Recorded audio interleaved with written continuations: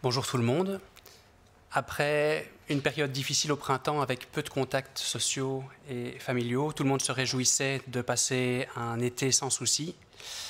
Mais voilà, nous avons dû constater un début de reprise de l'épidémie qui nécessitait de notre part d'agir pour éviter que les courbes s'emballent. À côté des contrariétés, des changements d'emploi du temps, de l'impact financier également, l'évolution de cette épidémie, les mesures qui étaient nécessaires ont également un impact mental pour la population, un coût psychologique, et il faut pouvoir en tenir compte. Certains ont l'impression que cette situation est sans fin. Le coronavirus, le Covid, l'épidémie, ce sont des sujets, des termes qui prennent une place importante dans notre quotidien pour le moment. Depuis des mois, les émissions télé, les sites web, les médias sociaux, nos conversations tournent autour de ce sujet et c'est vraiment quelque chose qui nous pèse un petit peu tous.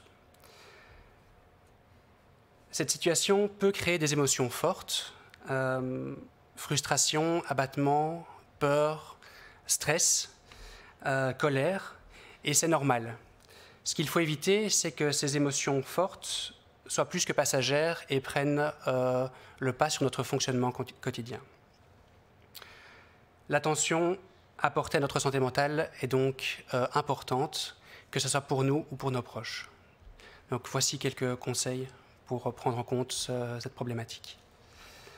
Reconnaissez, prenez en compte vos sentiments et osez en parler avec votre famille, avec vos amis. Il y a aussi diverses associations, des services qui offrent une oreille attentive et vous retrouverez toute une liste de ces associations sur le site info-coronavirus.be. Sur la première page, en bas à gauche, il y a un lien avec ces différents sites. Autre conseil, ne vous noyez pas non plus dans l'information qui circule. Cette surcharge informationnelle, les Québécois ont inventé le mot infobésité, et ça représente bien ce que l'on vit pour le moment dans les médias ou les médias sociaux. Ça n'aide pas à y voir clair et à prendre le recul nécessaire. Choisissez des moments, consultez seulement certaines sources, des sources sérieuses, évidemment. Je ne parle pas que des sources officielles comme les Affaires étrangères, le site Info Coronavirus, mais également des sources autres qu'officielles, mais qui ont une éthique, qui vérifient leur information, comme nos médias, comme par exemple votre médecin de famille. Restez également en contact avec vos amis, avec votre famille, au sein de la bulle de contact restreint. Vous pouvez aussi voir d'autres personnes en respectant les règles d'or. Et puis, il y a bien sûr le téléphone, les messageries, la vidéoconférence que certains ont testé depuis ce début d'année. Donc, on peut continuer et on doit continuer à avoir des contacts entre nous. Donc, ne nous isolons pas.